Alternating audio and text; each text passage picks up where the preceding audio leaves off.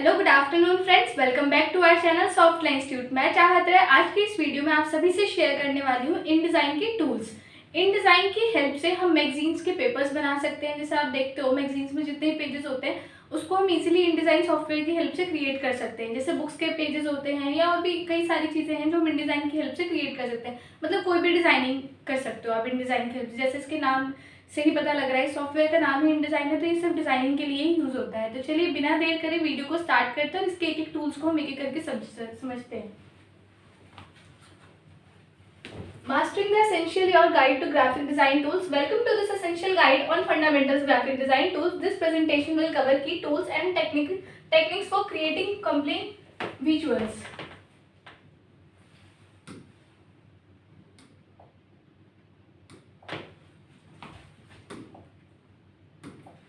First is selection and transformation, fine tuning your design. Selection tool देखो, कोई भी अगर आप सॉफ्टवेयर करते हो ना, चाहे वो कोरल ड्रॉ हो, फोटोशॉप हो, पेज मेकर हो, इलस्ट्रेटर हो या इनडिजाइन हो, तो इनमें जो सबसे फर्स्ट टूल होता है वो हमेशा सिलेक्शन टूल ही होता है। सिलेक्शन टूल से आप कोई भी ऑब्जेक्ट को इजीली सिलेक्ट कर सकते हो। जैसे यहाँ पर आपको दिया हुआ है सिलेक्शन टूल, ये जो वी आप देख रहे हो ये इसकी शॉर्टकट की होती है। अगर आप कीबोर्ड से वी प्रेस करोगे तो ऑटोमेटिकली आपका ये वाला टूल एक्टिवेट हो जाता है। ठीक है, the primary tool for selecting and moving objects like frames, text and images. You can resize and reposition elements. Selection tool की हेल्प से आप किसी भी ऑब्जेक्ट के साइज को छोटा और बड़ा कर सकते हो। ठीक है, उसको ट्रांसफॉर्म कर सकते हो, उसको रोटेट भी कर सकते हो, उसको रिसाइज करना, रिपोजिशन यानी कि उसको सिलेक्ट करके इधर उधर मूव करना, अलाइनमेंट उसकी चेंज करना, लेफ्ट साइड रखना, राइट साइड रखना, तो ये सारी चीज़ें हम शेप की हेल्प से इजीली कर सकते हैं। सॉरी, सिलेक्शन टूल की हेल्प से कर सकते हैं। Next is direct selection tool. इसकी शॉर्टकट की होती है ए। अगर आप अपने कीबोर्ड से ए प्रेस करेंगे तो ऑटोमेटिकली आपका ये वाला टूल एक्टिवेट हो जाएगा। Use this tool for selecting and adjusting anchor points और path segments within an object, ideal for fine tuning shapes and sizes. Direct selection का टूल यूज होता है जैसे आपने कोई भी एक शेप क्रिएट करी। ठीक है, अब सिलेक्शन टूल से क्या होता है, डायरेक्ट आप उस शेप को पूरा एक जगह से उठा के दूसरी जगह रख सकते हो, यानी कि मूव कर सकते हो। बट जो डायरेक्ट सिलेक्शन टूल होता है इससे आप किसी भी एक पर्टिकुलर पॉइंट को सिलेक्ट करके सिर्फ उसी पॉइंट को मूव कर सकते हो। क्लियर है?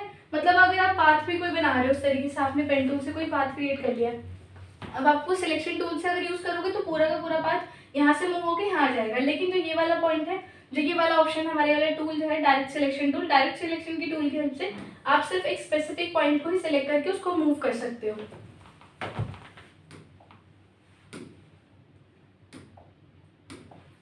नेक्स्ट है text and frames, crafting compelling content. First is type tool, create text frame and type content with in them. You can also format text adjusting font size, color and alignment. Type tool की help से आप अपने page पर कुछ भी type कर सकते हो, प्लस उसके अंदर हमें मतलब काफ़ी सारे ऑप्शंस मिल जाते हैं जिसकी हेल्प से आप अपने टेक्स्ट का कलर चेंज कर सकते हो, साइज चेंज कर सकते हो, उसका फॉन्ट स्टाइल चेंज कर सकते हो। काफ़ी सारी चीज़ें हैं ऐसी। अलाइनमेंट चेंज करना है, right left centre top bottom middle, ये सारे अलाइनमेंट्स हम इनमें चेंज कर सकते हैं। Next is text frame tools, जिसकी शॉर्टकट की होती है shift plus T. Create a text frame for typing और placing text. You can also resize and reposition this text box. इसमें क्या होता है, डायरेक्ट टाइपिंग स्टार्ट कर देते हो, कहीं पे भी आपने क्लिक किया और टाइपिंग आपने अपनी स्टार्ट कर दी। लेकिन टेक्स्ट फ्रेम टूल में क्या होता है, जब आप इस पर क्लिक करोगे तो आप इसकी हेल्प से टेक्स्ट बॉक्स टाइप बना सकते हो, जिसमें मतलब वो उसी पर्टिकुलर बॉक्स में ही टाइप होगा, उसके बाहर टाइप नहीं होगा। इसका साइज आप इंक्रीज डिक्रीज करना चाहो तो वो इजीली कर सकते हो। अगर आपने इस टेक्स्ट फ्रेम को उठा के एक जगह से दूसरी जगह पे रखना है तो वो आप इजीली रख सकते हो। Next is content collector tool, collect content like text, images and graphics for placement elsewhere in your document. Content collector tool एक बहुत ही अच्छा ऑप्शन होता है। जैसे आपने अपने डिजाइन में काफ़ी सारे पेजेस लिए हुए हैं, ठीक है, अब आपने काम करना शुरू किया और फर्स्ट पेज पे आपने कोई इमेज ले लिया, कोई शेप ले ली। अब आप चाहते हो कि इसका यूज़ मेरे को मतलब आपको पता है कि ये वाला जो ऑब्जेक्ट है, ये वाली जो इमेज है, इसका यूज़ मुझे बार बार आ सकता है आगे, तो आप उसको पहले ही यहाँ से सिलेक्ट करके कंटेंट कलेक्टर में ऐड कर लो। कंटेंट कलेक्टर टूल की हेल्प से वो जो ऑब्जेक्ट है वो सेव रहेगा, मतलब एक साइड वो सेव रहेगा, और जिस भी पेज पर आप उसको अप्लाई करना चाहते हो सिंपली आप उस पेज पे जाओ और कंटेंट प्लेस कर दो। कंटेंट प्लेसर टूल होता है इसी के साथ एक, जहाँ से आप इसकी हेल्प से तो हम कंटेंट को कलेक्ट करते हैं, मतलब सेव करना, कंटेंट प्लेसर की हेल्प से आप उसी जो आपने इमेज आपने ऐड करी है इसमें या शेप ऐड करा है तो उसको कहीं पर भी आप प्लेस कर सकते हो। ओके, नेक्स्ट है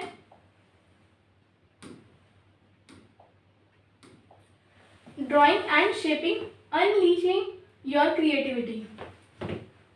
first is pen tool, Draw custom path or shape, creating straight lines or curved path and adjust them with the direct selection tool. Pen tool की हेल्प से आप कोई भी पाथ क्रिएट कर सकते हो, स्ट्रेट लाइन बनानी है, कर्व लाइन बनानी है, वो इजीली आप क्रिएट कर सकते हो। बट इसमें क्या होता है, पॉइंट टू पॉइंट को ज्वाइन होता रहता है। जैसे अगर आप पेन टूल का यूज करो तो फर्स्ट आपने क्लिक यहाँ कर दिया, फिर आप जब दूसरी जगह क्लिक करोगे तो आप देखोगे ऑटोमेटिकली एक लाइन क्रिएट हो जाएगी। अगर आप इसको क्लिक करके ड्रैग करते हो इस पॉइंट को तो ये कर्व बनाता है। अगर आप नॉर्मली एक जगह क्लिक करके दूसरी जगह क्लिक करोगे तो ये स्ट्रेट लाइन क्रिएट करेगा। मतलब ये स्ट्रेट लाइन भी बनाता है प्लस कर्व भी बनाता है। इस तरीके से आप कोई भी पाथ या कोई भी लोगो बनाते वक्त इसको यूज कर सकते हो। नेक्स्ट है line tool. Draw straight lines with adjustable thickness, colour and style. Line tool की हेल्प से सिंपली आप एक लाइन क्रिएट कर सकते हो। अगर उस लाइन का कलर आपको चेंज करना है तो वो आप कर सकते हो, स्टाइल चेंज करनी है उसकी थिकनेस, आप इसको और भी डिफरेंट स्टाइल्स में कन्वर्ट कर सकते हो। जैसे आर्टिस्टिक मीडियाज होते हैं ना, बिल्कुल वैसे वैसे स्टाइल्स में आप इसको एक लाइन को अलग अलग स्टाइल दे सकते हो। नेक्स्ट इज रेक्टेंगल टूल, इसकी शॉर्टकट है M. Creates rectangular shapes for layout elements, background और वेक्टर ऑब्जेक्ट्स। रेक्टेंगल टूल का यूज हम करते हैं किसी भी एक शेप को, मतलब रेक्टेंगल शेप बनाने के लिए, वेक्टर डिजाइन क्रिएट करने के लिए। अगर आपको बैकग्राउंड में अप्लाई करना है तो आप क्या करेंगे, पूरे पेज पे आप एक रेक्टेंगल बना लेंगे जिसमें आपने कलर फिल करना है और उस रेक्टेंगल के ऊपर ही आपने अपना पूरा पेज क्रिएट किया, मतलब एक बैकग्राउंड ऐड कर सकते हो आप इसकी हेल्प से। नेक्स्ट इज एलिप्स टूल, इसकी शॉर्टकट है एल। क्रिएट सर्कुलर और elliptical shapes for shapes, elements और इमेज एंड टेक्स्ट फ्रेम्स। ये सिंपली एक शेप होती है जिसकी हेल्प से आप अपने जो भी आपका पेज है उसमें आप एलिप्स शेप बना सकते हो। उसके अंदर कोई फोटो इंसर्ट करनी है, कोई भी टेक्स्ट ऐड करना है तो वो आप इजीली कर सकते हो।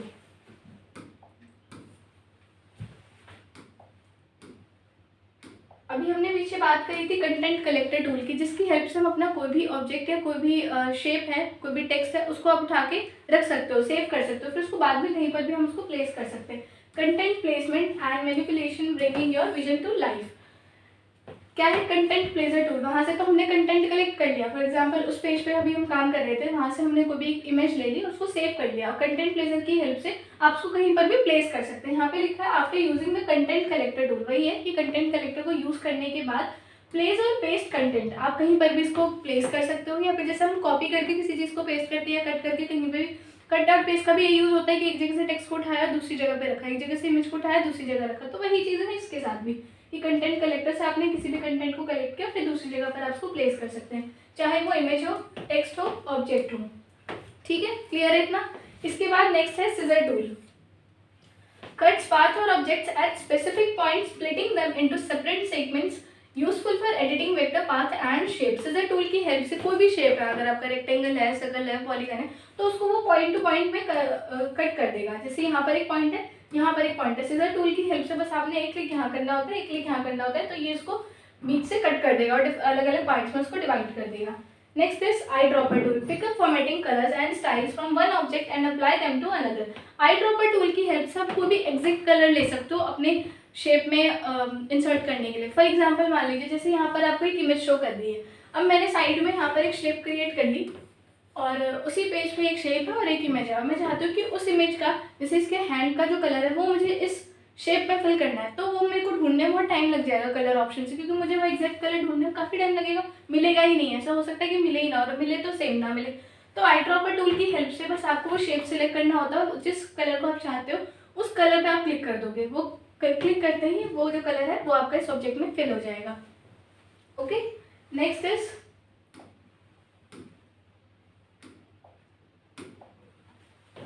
enhancing your design with color and effects. First is gradient tool, इसकी शॉर्टकट होती है जी। जी प्रेस करते ही आपके कीबोर्ड से अगर जैसे आप जी प्रेस करोगे तो ये वाला टूल आपका एक्टिवेट हो जाता है। Apply gradients, transitions between colours to objects और text, adjust the angle, type and colour stops. Gradient tool की हेल्प से आप एक ऑब्जेक्ट में एक से ज़्यादा कलर फिल कर सकते हो। जैसे ठीक है, ऐसे आप डिफरेंट कलर्स फिल कर सकते हो। जैसे यहाँ पर आपने येलो कलर कर लिए, यहाँ आपने रेड कलर कर लिए, जैसे आप देख सकते हो इस वाले ऑब्जेक्ट में आपको डिफरेंट शो कर रहे हैं ना कलर्स, तो इसको बोलते हैं ग्रेडियंट, जिसमें एक से ज़्यादा कलर ऐड होते हैं। कलर आप चेंज कर सकते हो, इनके एंगल चेंज कर सकते हो। अभी जैसे लीनियर में आप देख पा रहे हो कि लीनियर में अगर हम चाहते तो उसको रेडियल में भी दिखा सकते थे कि पहले ब्लू कलर है, फिर पर्पल कलर है, फिर दूसरा कलर है, तो रेडियल शेप में भी आप इसको शो कर सकते हो। ग्रेडियंट मीन्स वही होता है जिसमें हम एक से ज़्यादा कलर्स को यूज़ करते हैं। Next is adjustment panel. Apply effects like drop, shadow, glow and transparency settings two objects. इसकी हेल्प से आप अपने शेप में शेडो ऐड कर सकते हो, ग्लो ऐड कर सकते हो, उसको एडजस्ट कर सकते हो इजीली उसकी ट्रांसपेरेंसी के साथ, कि उस ऑब्जेक्ट को आपको कितना लाइट रखना है, कितना डार्क रखना है, ट्रांसपेरेंसी इफेक्ट यानी कि टिंट इफेक्ट को आप चेंज कर सकते हो इजीली। नेक्स्ट है इसमें navigation and transformation, precise control and movement. First is zoom tool, zoom in और zoom out on your document to examine details और get an overall view. Zoom tool की हेल्प से आप अपने डॉक्यूमेंट को काफ़ी पास से देख सकते हो या काफ़ी दूर से देख सकते हो। सभी को पता होता है जूम टूल, जैसे जूम टूल की हेल्प से अपने डॉक्यूमेंट को काफ़ी क्लोज से इजीली देख सकते हो। Next is hand tool, move around your document without changing the zoom level for navigating large pages. अगर आपका पेज काफ़ी लार्ज है और आपको एक जगह से दूसरी जगह पर देखना है, यानी कि ये पेज है जैसे मेरा, मैंने इसको जूम किया हुआ है तो ऑब्वियसली मेरे को इतना पार्ट दिखाई देगा, मैं चाहती हूँ कि मेरे को इमेज वाला पार्ट देखना है, तो बिना जूमिंग को इंक्रीज और डिक्रीज किए हैंड टूल की यूज से इसको मूव कर सकते हो और ये इमेज को यहाँ पर आप शो कर सकते हो, देख सकते हो मतलब। Next is rotate tool, rotate objects around the point adjusting the angle manually और इंटरएक्टिविटी। रोटेट टूल की हेल्प से आप किसी भी ऑब्जेक्ट को रोटेट कर सकते हो, किसी भी इमेज को रोटेट कर सकते हो, प्लस टेक्स्ट को भी आप रोटेट कर सकते हो। जैसे हमने स्टार्टिंग में बात करी थी टेक्स्ट फ्रेम की, अगर आप कभी भी अपना टेक्स्ट जो है टेक्स्ट बॉक्स में लिखते हो या किसी टेक्स्ट फ्रेम में लिखते हो तो उसको भी आप इजीली यहाँ से रोटेट कर सकते हो, या कोई भी शेप है उसको आप रोटेट कर सकते हो, कोई भी इमेज है तो उसको आप इजीली रोटेट कर सकते हो। Next is free transform tool, transform object, transform जो होता है वो बहुत सारी चीज़ों में काम आता है, जैसे कि स्केलिंग, साइज बड़ा और छोटा करना, रोटेटिंग जैसे भी हमने बात करी, स्क्यूइंग मतलब होता है बेंड करना, तिरछा करना किसी भी शेप को। जैसे यहाँ पे ये रेक्टेंगल बनाया मैंने, अगर आप इस पर स्क्यू का यूज़ करो तो ये कुछ ऐसा दिखाई देगा, इस तरीके से स्क्यू शेप में चेंज हो जाता है, ये थोड़ा सा बेंड हो जाता है। और डिस्टॉर्टिंग, डिस्टॉर्टिंग मीन्स होता है कोई भी एक स्पेसिफिक पॉइंट को मूव करना सेलेक्ट करके डायरेक्टली ऑन द पेज, मतलब आपके पेज पे आप इन सभी ऑप्शंस को यूज़ कर सकते हो।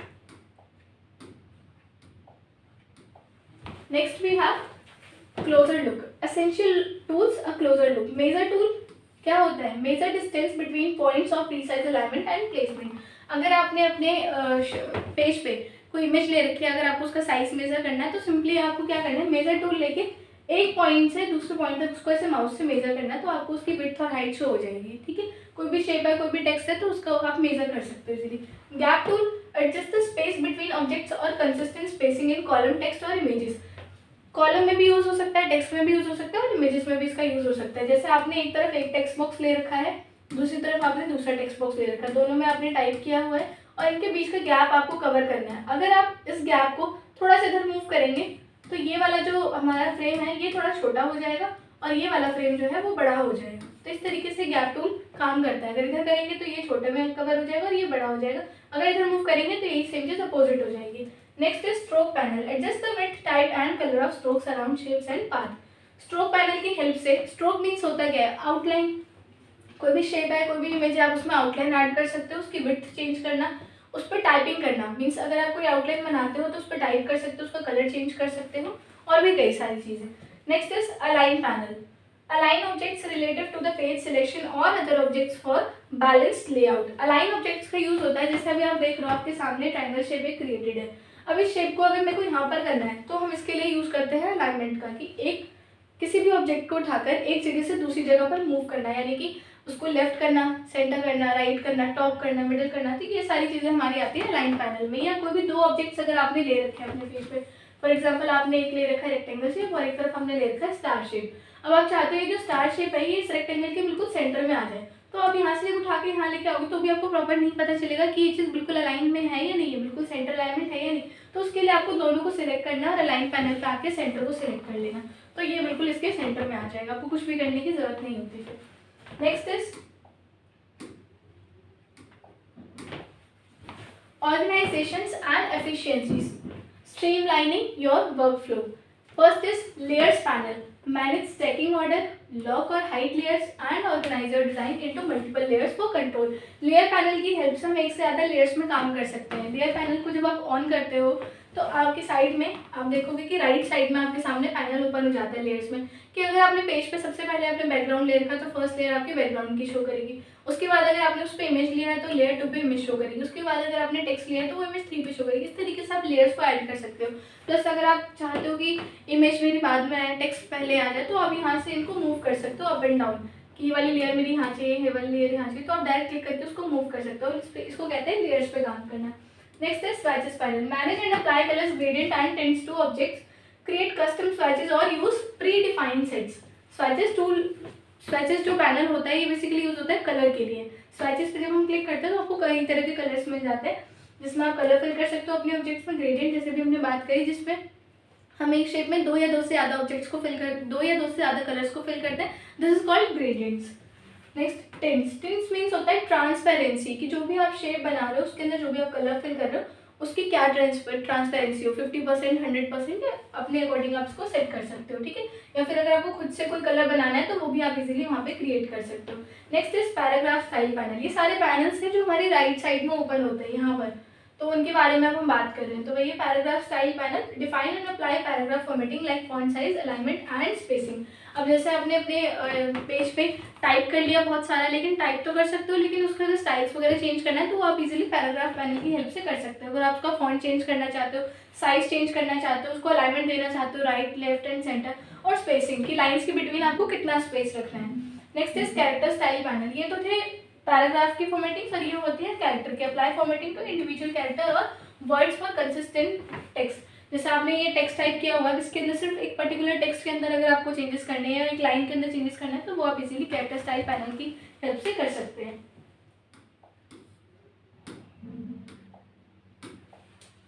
नेक्स्ट है polishing your designs quality, assurance and final touches. First is links panel, manage link content like images or graphics update or replaces file. Link panel क्या होता है? जब लिंक पैनल एक तरह से हम इमेज को ही बोलते हैं। जैसे आप फाइल पे जाते हो, फाइल ऊपर आपके पास मेन्यू होता है InDesign में, जैसे साइड में टूल्स होते हैं वैसे ही हमारे पास ऊपर काफ़ी मेन्यू बार के ऑप्शंस होते हैं, लाइक फाइल, एडिट, व्यू, ये सारे। तो फाइल पे जब आप क्लिक करते हो तो फाइल में आपको एक ऑप्शन मिलता है प्लेस का। प्लेस की हेल्प से हम InDesign में कोई भी इमेज को इंसर्ट कर सकते हैं। अदर सॉफ्टवेयर में ओपन से भी होता है और InDesign में हमारा प्लेस से इंसर्ट होता है। तो प्लेस की हेल्प से हमने कोई भी इमेज को जो इंसर्ट करते हो तो दिस इज कॉल्ड लिंक्स, वो लिंक ही होता है एक तरह से।